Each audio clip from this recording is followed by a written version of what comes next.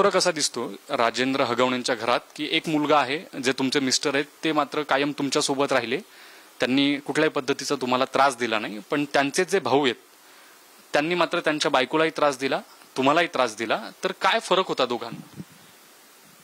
दोघांमध्ये? माझे मिस्टर खूप म्हणजे थोडक्यात म्हटलं तर इमोशनल आहेत.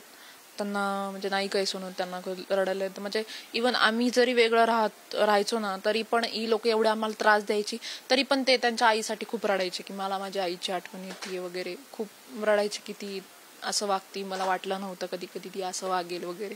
हा त्यांच्यात फरक होता. आणि शशांक हगवणे हा कायम म्हणजे त्याला कसली माझानी गुरमी होती मला माहित नाही, म्हणजे तो कायम आम्हाला कमी लेखायचा. मला तरी म्हणजे असंच की हे जाचल, म्हणजे खूप घाणेरड्या प्रकारच्या शिव्या वगैरे गाळी केलेल्या आहेत त्यांनी मला. तसं म्हटलं तर दोन्ही जावई आहेत, कसा फरक बघता तुम्ही?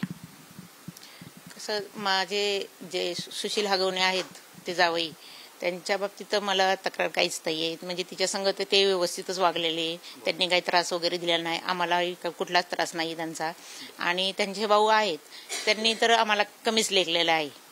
मग ते हो शशांक त्यांनी तर कमी लेखलेलं, पण यांना पण म्हणजे कधी म्हणजे तिच्या घरच्यांशी बोलून नाही दिलं की, आणि तिच्या घरचे पण आमच्याशी कधी बोलले नाही. कारण की शशांक हगवणे हा त्या म्हणजे सासऱ्यांना म्हणजे कसपटे आहेत त्यांना त्रासच द्यायचा की तुमचा काय संबंध, तुम्ही बोललंच नाही माझ्या भावाशी पाहिजे, मयुरीशी पण तुम्ही बोललंच नाही पाहिजे.